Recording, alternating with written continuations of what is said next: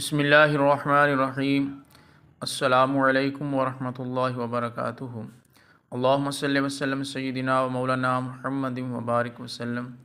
معزز سامعین کرام، بعثت نبوی سے قبل راہ ہدایت تلاش کرنے والے، نبی کریم صلی اللہ علیہ وسلم کے اعلان نبوت سے پہلے جن لوگوں نے دین حق کی تلاش کی اور بت پرستی ترک کی، ان کی تعداد 4 ہے۔ ورقہ بن نوفل، عبید اللہ بن جہش اور عثمان بن حویرث اور زید بن عمر بن نوفل۔ ان کے بارے میں کہا جاتا ہے کہ اہل مکہ کا ایک میلہ یا لوگ جمع ہوئے تھے اور اپنے ساتھ میدان میں ایک ایک بت پوجا کے لیے لے گئے تھے۔ یہ چاروں سب سے علیحدہ ایک جگہ جمع ہوئے اور آپس میں کہنے لگے، آؤ ہم آپس میں انصاف کی بات کریں۔ قریش جو بت پرستی کرتے ہیں، یہ بت معبود ہونے کے اہل نہیں ہیں، کیونکہ یہ نہ نفع پہنچا سکتے ہیں نہ نقصان، اور جس مذہب کا یہ پرستش کرنے والے اتباع کرتے ہیں وہ باطل دین ہے۔ انہوں نے دین ابراہیمی کو یکسر منسوخ اور باطل سمجھ لیا ہے اور اس باطل مذہب کو خود پر مسلط کر لیا ہے۔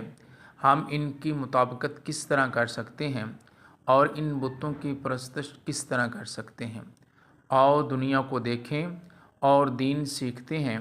آؤ دنیا کو دیکھیں اور دین حق کو طلب کریں اور خود کو کفر و ضلالت و گمراہی سے بچائیں۔ چنانچہ یہ چاروں اس بات پر متفق ہو گئے کہ مکہ سے باہر جا کر دین حق کی تلاش کریں اور ہم میں سے ہر شخص ایک ایک سمت جائے گا۔ اس فیصلے کے بعد وہ وہاں سے اٹھ کھڑے ہوئے۔ آپ سے گزارش ہے کہ چینل کو سبسکرائب کریں، ویڈیو کو لائک اینڈ شیئر کریں۔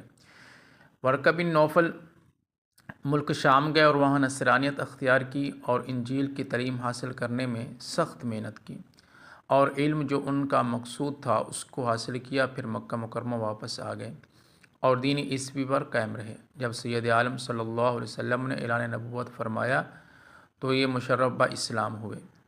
زید بن عمر نے توحید پر مرنے کے بعد اٹھائے جانے، قیامت، بہشت اور دوزخ اور قریش کے بت پرستی کی خدمت کے سلسلہ میں بہت سے شعر کہے اور اپنے اشعار میں دین حنیف کی جانب رغبت کا اظہار کیا۔